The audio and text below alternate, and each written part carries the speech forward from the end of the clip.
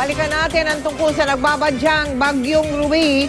Naghahanda-handa na rin po ang mga nakatira malapit sa Manila Bay. Sakaling magka-storm surge at magkaroon ng matinding baha. Mula sa Baseco Compound sa Tondo, nakatutok live si Cesar Apolinario. Cesar.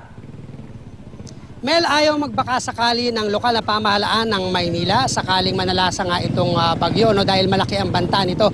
Kaya naman puspusan ang ginagawa nilang pagpapaalala sa mga residente para raw zero casualty sakaling manalasa si Ruby.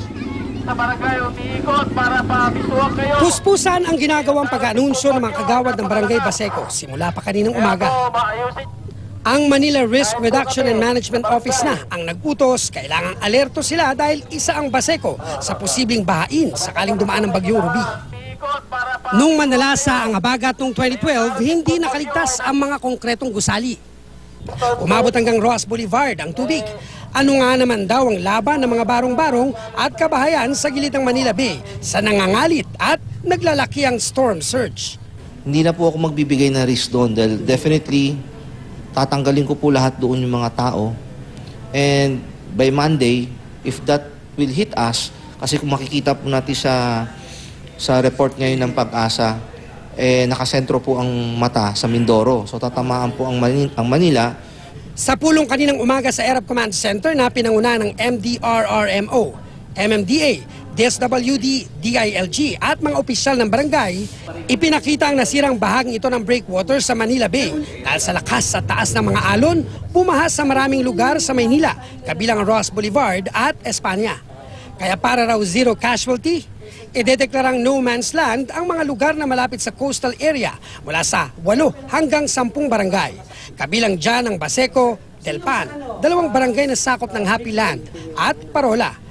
Sinama na rin ang kahabaan ng Roas Boulevard pati ang Espanya na nitong pinakahuling bagyo ay may naitalang namatay dahil na kuryente.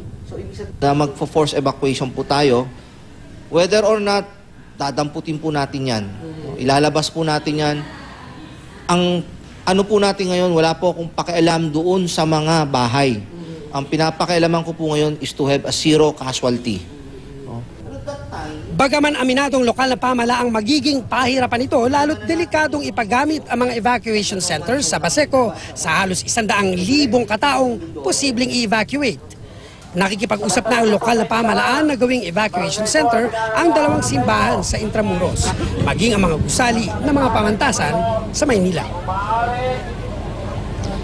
Mel, sabi ng mga barangay official rito ay magsisimula ang preemptive evacuation bukas ng umaga, no, kahit paraw hindi nararamdaman pa ang Bagyong Ruby. Mel? Maraming salamat sa iyo, Cesar Apolinario.